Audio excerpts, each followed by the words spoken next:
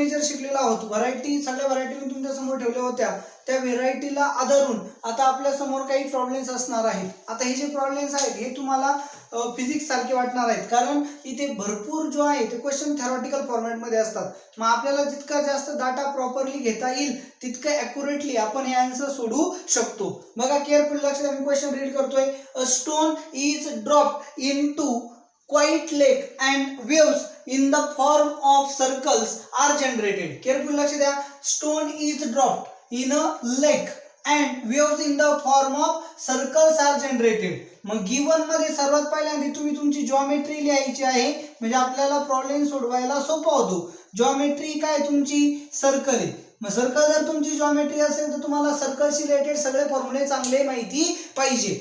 पुढे काय म्हटले, the radius of circular wave increases at the rate of 5 centimetre per second. Careful लक्ष द्या. Radius of circular wave increases at the rate म्हणजे काय, D by D T. कुणाचा rate आहे, रेडियसचा रेट, म्हणून काय म्हणणार D R by D T is equal to किती दिलं, 5 centimetre per second. At the instant म्हणजे कोणत्या तरी एका क्षणी, when the radius of circular wave is काय दिली, रेडियस 8 सेंटीमीटर दिली, म्हणजे R is equal to 8 centimetre घ्यायचं आहे. How fast the area enclosed is increasing. How fast area enclosed increasing. Radius जर वाढते तर एरिया सुद्धा काय होणार आहे, वाढणार आहे. म्हणजे तुम्हाला D A upon D T असं विचारलं आहे. बघा सर्कल जॉमेट्री दिली, त्या सर्कलची रेडियस 5 सेंटीमीटर पर सेकंद इतकी फास्ट चेंज होते.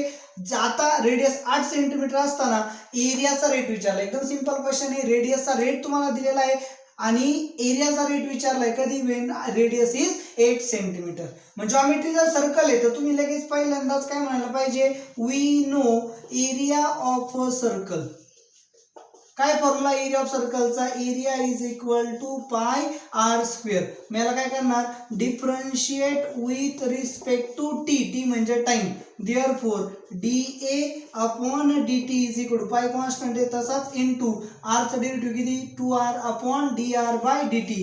रेडियस हे व्हेरिएबल आहे कारण चेंज सर्कल असेल तर रेडियस चेंज होते. मग आता काय होईल, देअरफॉर तुम्हाला काय विचारलं, डी ए बाय डी टीच विचारलाय. D a by D t at r is equal to 8 centimetre. r is equal to 8 centimetre. किंवा तुम्ही काय करा, व्हॅल्यू पुट करा, is equal to pi into 2 into r into d R by D t किती आहे, 5 centimetre per second. Therefore D a by D t at r is equal to 8 centimetre is equal to पाय 2 pi into R ची value किती येणार आहे, 8 into 5.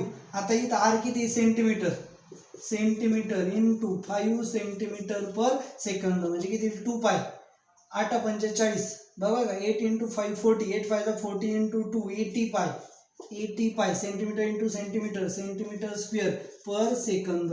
म्हणजे तुमचा answer काय आला, therefore D A upon D T is equal to 80 pi centimetre square per second. हे झालं तुमचं आन्सर. अतिशय सिंपल टेक्निकनं तुम्ही तुमचे आन्सर्स काढू शकता. ओके, तर बघा, a particle moves along the curve 6y is equal to x cube plus 2. Careful लक्ष द्या, इथे x क्यूब पाहिजे. तुमच्या बुक्स मध्ये इथं x स्क्वेअर दिलेलं आहे. x स्क्वेअर नंतर तुम्ही सोडवलं ते आन्सर येणार नाहीये, तिथं x क्यूब पाहिजे. जुने जे बुक होते ते x क्यूब होता. 6y is equal to x cube plus 2.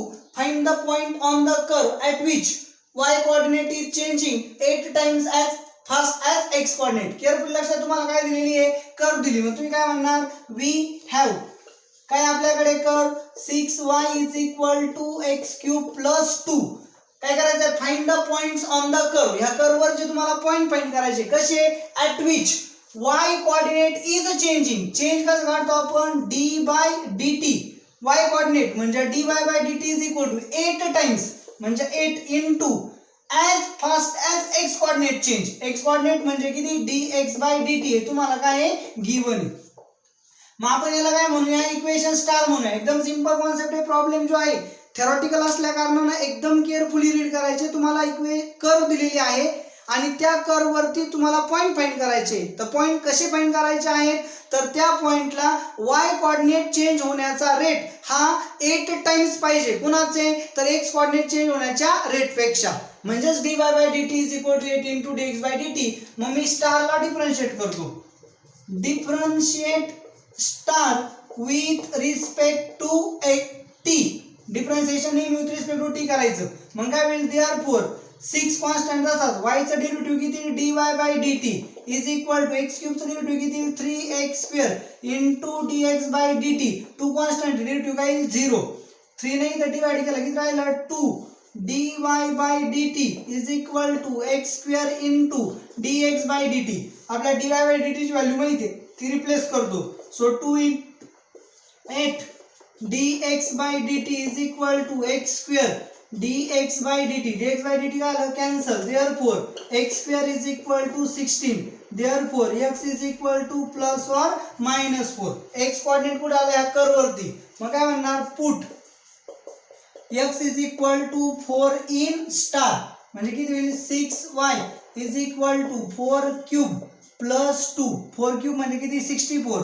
6y is equal to 64 plus 2 is equal to 66. therefore y is equal to 66 upon 6 म्हणजे किती, 11. therefore the point on curve is किती, 4 आणि y कोऑर्डिनेट किती आला, 11. now put x is equal to -4 in star. -4 जर टाकला तर किती होईल, 6y is equal to -4 चा क्यूब प्लस 2. मग 6y is equal to -64 plus 2. -64 plus 2 म्हणजे -62. 6y. therefore y is equal to -62 upon 6 म्हणजेच किती आलं, -31 upon 3. मग काय, therefore the point काय point -4 -31/3 is lie on curve. अशा पद्धतीने सिंपल तुमचे काय आले, 2 पॉइंट्स आले कर्व वरती. क्वेश्चन केअरफुली लक्ष द्यायचं चला की कोण चेंज होतोय. एखादा कोऑर्डिनेट चेंज होणं म्हणजे dy by dt of this coordinate म्हणजे dy by dt म्हणजे y कोऑर्डिनेटचा चेंज, dx by dt म्हणजे x कोऑर्डिनेट मधला चेंज. तर केअरफुली लक्ष देऊन प्रॉब्लेम सोडवा, तुम्हाला ते आन्सर्स येऊन जातील.